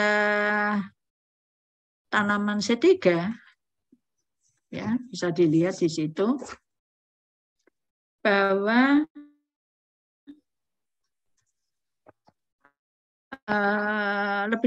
lebih rendah kalau cahayanya terlalu tinggi, nih terlalu tinggi, dia tidak akan terjadi efektivitas atau hasil fotosintesis yang meningkat. Kalau di sini makin tinggi, maka dia tetap meningkat ke sana. Ya. Sedangkan kalau pada tanaman C3, Bapak-bapak sekalian bisa melihat di situ ya, bahwa pada apa namanya, suhu tertentu, ya, karena adanya light tadi, maka dia akan tetap datar saja, ya, tidak ada peningkatan, beda dengan yang C4. Karena apa? Karena memang Bapak-Bapak sekalian bisa membaca di sini, pada tumbuhan tipe C4 itu semakin efektif pada intensitas yang semakin tinggi. Pada kisaran intensitas di mana bagi tumbuhan S3 telah mencapai titik jenuh. Pada C4 justru masih mengalami peningkatan yang signifikan. Hal ini menunjukkan bahwa tumbuhan C4 itu lebih toleran hidup pada daerah dengan tingkat intensitas cahaya yang tinggi. Nah, bisa Bapak-Bapak sekalian meneliti, dibuat grafik seperti ini, diukur intensitas cahayanya pada saat Bapak-Bapak penelitian untuk mengetahui berapa sih intensitas cahaya pada daerah Bapak. Karena setiap daerah itu beda-beda, ya. Baik. Kalau konsentrasi CO2 bagaimana? Konsentrasi CO2 di atmosfer itu terus berlangsung gratis, ya, sehingga akan mempengaruhi produksi. Peningkatan CO2 tersebut dapat meningkatkan laju fotosintesis. Jelas, ya kan? Fotosintesis itu membutuhkan CO2 yang tentu akan mempengaruhi produksi. Khususnya kalau pada tanaman C3, walaupun sebetulnya CO2 pada tanaman C4, kalau intensitas cahayanya tinggi, dia tetap meningkat. Beda dengan yang C3. Ya. Nih, kemudian ini konsentrasi CO2 bisa digambarkan bahwa laju fotosintesis itu akan meningkat sampai titik tertentu, nih, sampai di sini, seiring dengan peningkatan konsentrasi daripada CO2 ini. Semakin meningkat, dia tetap aja datar pada konsentrasi tertentu. Jadi artinya fotosintesis, laju fotosintesis tetap, ya, pada konsentrasi CO2 tertentu. Thank you. Selesai dengan pelajaran dari saya untuk dasar agroteknologi, Bapak-Bapak sekalian.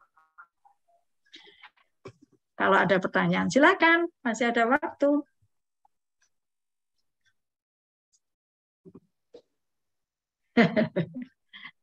Jangan ngantuk ya, Pak. Izin Ayo bertanya, kita Bu. diskusi. Yang ada kaitannya. Ya, silakan, Pak. Bu. Pak Andri, silakan. Itu bukan laju dipengaruhi oleh Bu. Nah, kemudian ini kan kita ada kasus kalau seandainya Pak, pelan.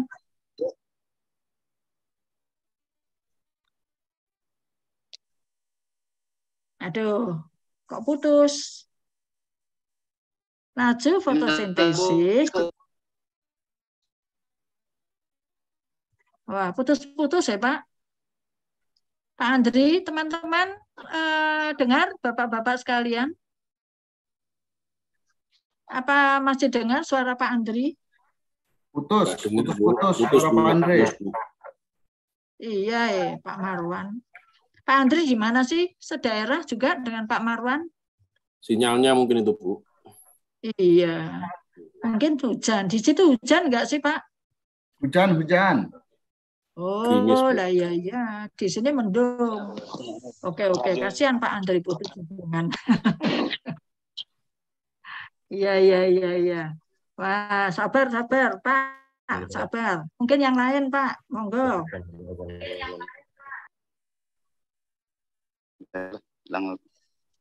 Silakan, Pak. Bapak-bapak kaitannya dengan penelitian Bapak bisa kira-kira masalah penelitiannya apa? Kemudian itu dikaitkan dengan fotosintesis fotosintesis, respirasi yang berpengaruh terhadap produksi ya. Kan tentunya ke arah sana, ya kan? Begitu juga pada bapak-bapak yang di kehutanan atau di tempat yang lain, itu kan kaitannya pasti ke arah produksi. Jadi kalau produksi pada tanaman hutan ya kayunya, biomasanya ya kan. Ada juga kalau tanaman hutan daunnya kalau jati, tapi enggak seberapa. Ya, silakan. Apa kalau pada gaharu, gubalnya seperti itu ya kan. Nah, apa yang lain? Ya. Nah, itu monggo ide-ide dari Bapak ini kira-kira apa masalah yang untuk penelitian besok ini?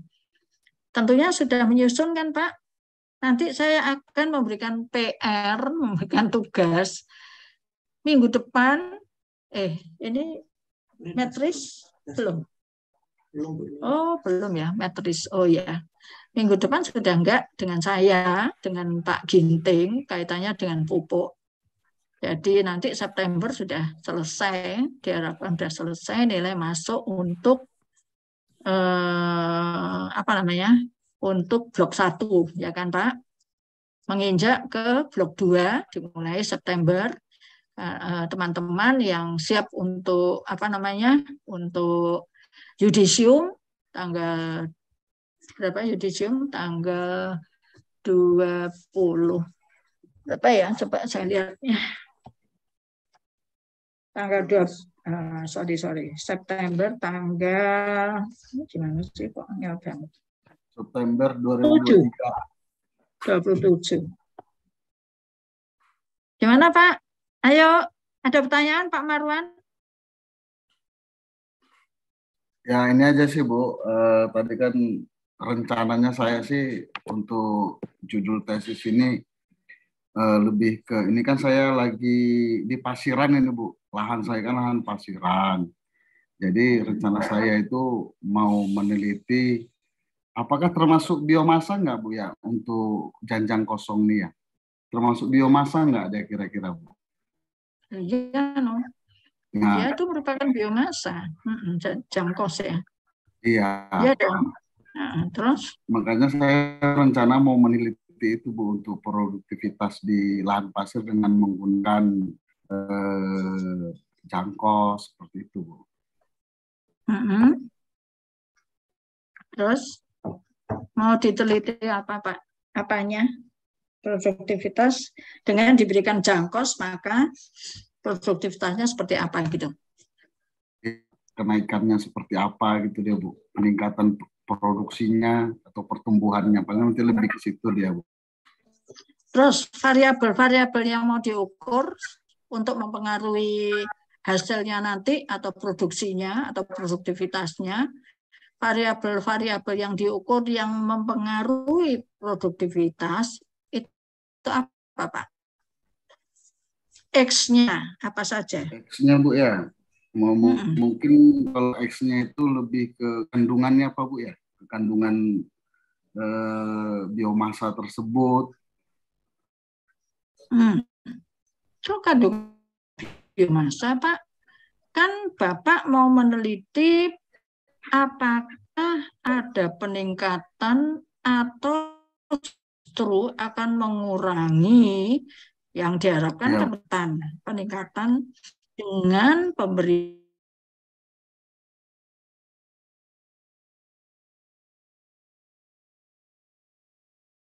Nah, kos itu mau diberikan itu digali dulu atau langsung diberikan tanpa ada perlakuan dari jangkosnya dibandingkan dengan jangkosnya itu dicacah misalnya, kemudian ditimbun dengan tanah misalnya, atau kemudian malah ditambah juga pupuk anorganik NPK misalnya. Nah, berapa lama untuk jangkos yang diberikan di tanah piringan itu? karena jangkos yang diberikan di tanah piringan, kemudian Pak Marwan mau meneliti produksinya atau produktivitasnya itu butuh waktu, Pak. Karena jangkos itu untuk menjadi pupuk yang kemudian bisa diserap oleh akar dari kelapa sawitnya sendiri butuh waktu. Karena hanya dari cacahan itu dengan umur paling tidak lebih daripada 3 bulan baru terjadi pembusukan, baru bakteri itu mencerna, baru kemudian perakaran baru bisa mengabsorpsi daripada senyawa organik yang ada di dalam jangkos itu. Ngono lho, Pak. Jadi Pak Marwan tuh butuh waktu lama kalau eksperimental lho, Pak. Kecuali kalau itu sudah dilakukan berupa penelitian eksperimental dilakukan, misalnya sudah dilakukan oleh perusahaan dan itu merupakan tim yang dibiayai untuk meneliti ini. Nah, nggak masalah, Pak, karena data-data sudah bisa diambil selama tenggang waktu Pak Marwan mulai penelitiannya misalnya di blok 2 atau blok 3. Masih ada waktu. Tapi sekarang hanya membuat proposal yang sebetulnya itu merupakan kelanjutan dari penelitian sudah berjalan dulu. Tidak masalah kalau itu, Pak. Tapi kalau baru dimulai sekarang, nggak cukup waktunya. Itu kan, Pak Marwan? Ya, Bu, ya, Bu. Jadi nggak apa-apa, Pak. Jadi itu saya beritahu seperti ini supaya nanti bapak-bapak yang lain juga hati-hati. 1,5 tahun loh, Pak. 4 blok. Sekarang blok 1 sudah berjalan. Setelah September baru blok 2, atau September itu blok 2, 4 bulan, sampai September itu bulan 9, ditambah 4 bulan, berarti Januari tahun depan. Kemudian blok 3, Januari tambah 4 bulan, bulan Mei. Kan gitu, Pak. Baru nanti penelitian dilanjutkan kalau di blok 2 itu sudah mulai penelitian, dilanjutkan sampai dengan ujian, sampai dengan seminar hasil, seperti itu. Jadi bulan Mei plus 4 bulan. Berarti kan Mei bulan 5 sampai September tahun depan. Nah, selesai, mungkin sebelumnya sudah selesai ujian, seminar hasil dulu. Sehingga bisa ikut di bulan, kalau September itu baru ujian, mungkin di bulan September, Oktober, November, ikut di bulan November mungkin bisa, atau malah di bulan Mei tahun berikutnya baru bisa wisuda. Tapi kalau Bapak nanti nggak terlalu lama dalam penelitiannya, nah itu tadi, Pak, bisa lebih cepat. Tapi tentu saya minta untuk mutu kualitas daripada penelitian tulisan Bapak nanti itu bagus. Jangan dangkal kualitasnya, sayang. Supaya nanti jurnalnya bagus juga kualitasnya, dibaca orang. Gitu, Pak Marwan. Jangan seperti S1 loh ya, eman-eman. Ya, Bu. Baik, Pak Marwan, terima kasih. Baik, ini Pak Taat sebagai pendamping daripada perkuliahan ini mau menjelaskan tentang kontrak perkuliahan yang harus ditandatangani oleh Pak Ketua, yaitu Pak Ketuanya siapa mau kan? Enggak lali aku. Saya, Bu. Pak Ya, Bu. Yogananda. Pak Yogananda. Silakan, Pak Taat. Baik, Bu. Untuk kontrak belajar ini saya tadi komunikasi dengan Mas Ayub. dari komponen penilaian ini kita dapat dari standar PPT-nya Ibu. Berikut kontrak belajar standar penilaiannya, yaitu kehadiran 25%, tugas 25%, UTS 25%, dan UAS 25%, Bu. Ya. Nah, nanti untuk teknisnya, karena kontrak belajar ini sudah ditampilkan, nanti saya minta tanda tangan dari Pak Yogananda, nanti saya bantu untuk mengisikan tanda tangan di kontrak belajar ini, Bu. Baik, Pak Taat. Siap ya, Pak Yogananda? Siap, Bu. Siap. Terima kasih. Ya. Masih ada waktu berapa menit, Pak Ayub? 3 menit lagi. Ada pertanyaan kaitannya dengan yang lainnya selain pelajaran ini? Misalnya untuk proposalnya, untuk ujiannya. Saya berharap Bapak-Bapak sekalian di kelas BGI ini bisa lulus bersama-sama, wisuda bersama-sama. Lulusnya itu di yudisium, Pak. Amin. Pak Taat, saya mau tanya, Pak Taat, Bapak-Bapak ini jatahnya lulus kapan?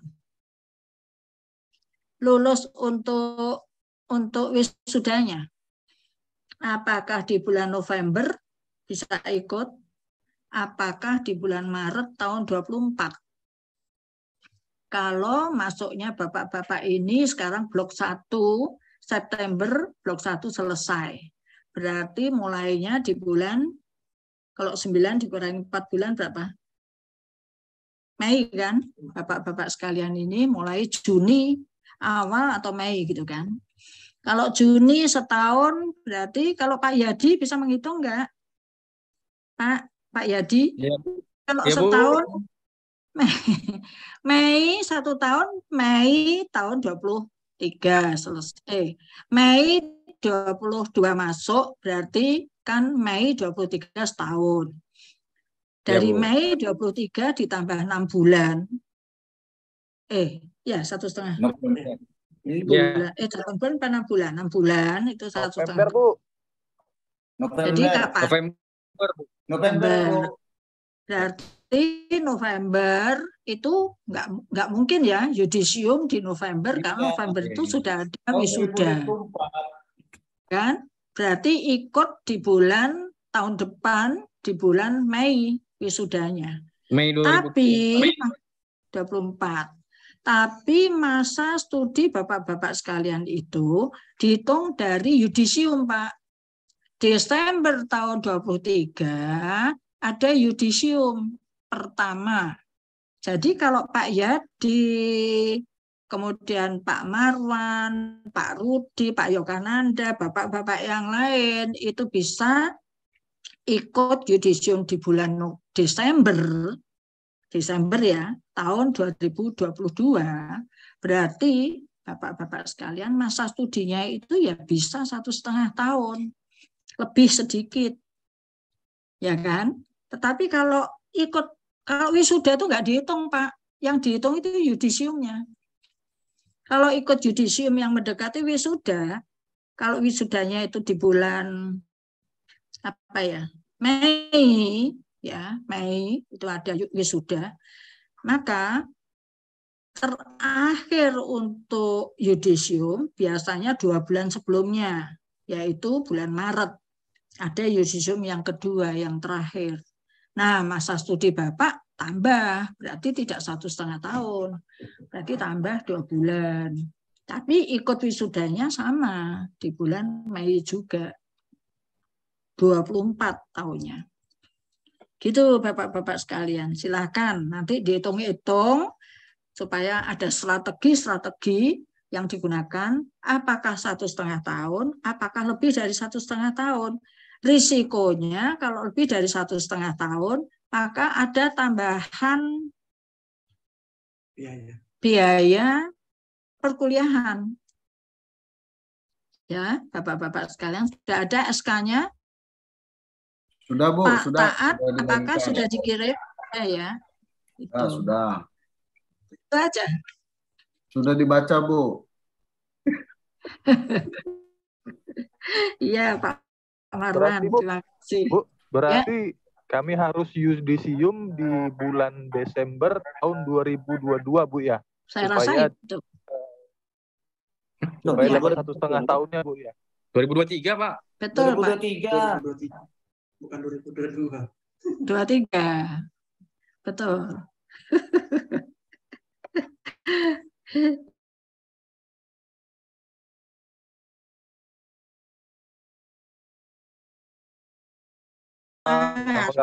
Ya, ini tergantung dari Pak Rudi sebagai senioritasnya untuk bisa ngoyak-ngoyak anggota-anggotanya, bapak-bapak juga, supaya bisa kompak bersama. Proposal harus sudah selesai semuanya. Dari BGA ini yang sudah proposal berapa orang ya? Ini kan masih ini. Belum ada, Bu. Belum ada, sorry. Belum ada. Pak Rudi, monggo nanti kalau sudah menjelang blok 3 atau blok 2 gitu sudah mulai ya monitoring siapa yang belum proposal. Harus blok 2 itu paling tidak Bapak-bapak sekalian sudah seminar semua untuk proposalnya. Sehingga penelitian di blok 3 sambil kuliah. Kalau penelitian di blok 3 tinggal ujian, seminar hasil dan ujian di blok 4 nggak masalah. Pas gitu. Itu strateginya, Pak. Baik, saya rasa dari saya seperti itu, Bapak-bapak sekalian, ya. Sampai ketemu lagi di blok 3, nanti ketemu saya di metodologi penelitian.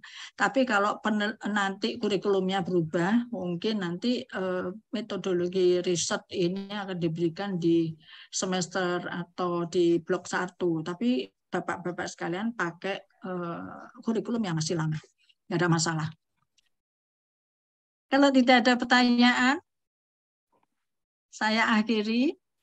Di hari ini, hari Sabtu, ada pertanyaan? Kalau tidak, cukup. Ya, Pak Yogananda, ada pertanyaan? Cukup, terima kasih. Cukup. Selamat sore. Terima kasih banyak, Bu.